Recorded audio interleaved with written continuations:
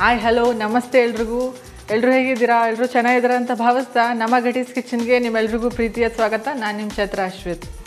ಇವತ್ತಿನ ಗಟೀಸ್ magic recipe ತುಂಬಾ healthy ಆದಂತಹ sweet corn vegetable soup. Come let's get started.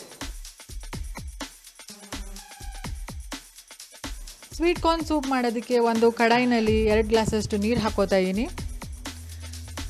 ಅದ್ರ ಒಟ್ಟಿಗೆ 1 ಕಪ್ನಷ್ಟು ಗ್ರೈಂಡ್ ಮಾಡ್ಕೊಂಡಿರೋಂತಹ ಸ್ವೀಟ್ ಕಾರ್ನ್ ಹಾಕೊಳ್ಳೋಣ. ಮಿಕ್ಸ್ ಮಾಡ್ಕೊಳ್ಳಿ ಚೆನ್ನಾಗೆ. ಒಂದು 2 ನಿಮಿಷಗಳ ಕಾಲ ಕುದಿಯೋಕ್ಕೆ ಬಿಡಿ. ಅದು ಕುದೀತಾ ಇರಬೇಕಾದ್ರೆ ಸಣ್ಣಕ್ಕೆ ಹೆಚ್ಚಿರೋಂತಹ ಹಸಿರು ಮೆಣಸಿನ್ಕಾಯಿ, ಸಣ್ಣಕ್ಕೆ ಹೆಚ್ಚಿರೋಂತಹ ಹಸಿ ಶುಂಠಿ, ಹಾಗೆ ಸಣ್ಣಕ್ಕೆ ಹೆಚ್ಚಿರೋಂತಹ ಕ್ಯಾರೆಟು, ಬೀನ್ಸ್ ಎಲ್ಲ ಹಾಕ್ಕೊಂಡು ಚೆನ್ನಾಗಿ ಕುದಿಸ್ಕೊಳ್ಳಿ. ಸಣ್ಣಕ್ಕೆ ಹೆಚ್ಚಿದ್ರೆ ತರಕಾರಿಗಳು ಬೇಗ ಬೆಂದೋಗುತ್ತೆ. ಒಂದು 5 ನಿಮಿಷಗಳ ಕಾಲ ಚೆನ್ನಾಗಿ ಕುದೀಲಿ, ತರಕಾರಿ ಎಲ್ಲ ಬೇಯಬೇಕಲ್ಲ. ಈ ಸ್ಟೇಜ್ನಲ್ಲಿ 1 ಕಪ್ನಷ್ಟು ಸ್ವೀಟ್ ಕಾರ್ನ್ ಹಾಕೋತಾ ಇದ್ದೀನಿ. ಚೆನ್ನಾಗಿ ಮಿಕ್ಸ್ ಮಾಡಿ. ಈಗ ರುಚಿಗೆ ತಕ್ಕಷ್ಟು ಉಪ್ಪು ಹಾಕ್ಕೊಳ್ಳಿ. ಒಂದು 5 ರಿಂದ 10 ನಿಮಿಷಗಳ ಕಾಲ ಬೇಯಿಸ್ಕೊಳ್ಳಿ. ಈಗ ಚೆನ್ನಾಗಿ ಕುದೀತಾ ಇರಬೇಕಾದ್ರೆ ಸಣ್ಣಕ್ಕೆ ಹೆಚ್ಚಿರೋಂತಹ ಈರುಳ್ಳಿ ಹೂನ ಆ್ಯಡ್ ಮಾಡ್ಕೊತಾ ಇದ್ದೀನಿ.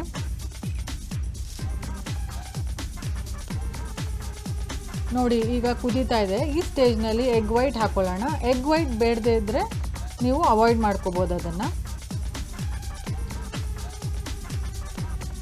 ನೋಡಿ ಈ ರೀತಿ ಎಗ್ ವೈಟ್ ಆ್ಯಡ್ ಮಾಡ್ಕೊಳ್ಳೋಣ. ಒಂದು 2 ಮಿನಿಟ್ಗಳ ಕಾಲ ಬಿಟ್ಟರೆ ಚೆನ್ನಾಗಿ ಕುದ್ದೋಗುತ್ತೆ.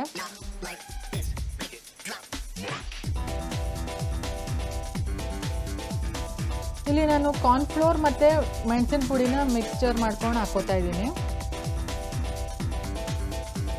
ಕಾರ್ನ್ಫ್ಲೋರ್ ಆ್ಯಡ್ ಮಾಡಿದ ನಂತರ ಒಂದೇ ಕುದಿ ಕೊಡಬೇಕು ನೀವು. ತುಂಬ ಕುದಿಸ್ಲಿಕ್ಕೆ ಹೋಗಬೇಡಿ, ಅದು ಸೂಪ್ ಕನ್ಸಿಸ್ಟೆನ್ಸಿ ಹೊರಟೋಗುತ್ತೆ, ತುಂಬ ಪೇಸ್ಟ್ ಥರ ಆಗೋಗುತ್ತೆ. ಒಂದು ಕುದಿ ಬಂದದ ನಂತರ ಸೂಪ್ ತಯಾರಾಗಿದೆ. ನೋಡಿ ಬಿಸಿ ಬಿಸಿ ಆದಂತಹ ನಮ್ಮ ಸ್ವೀಟ್ ಕಾರ್ನ್ ಸೂಪ್ ಸವಿಯಲು ಸಿದ್ಧ.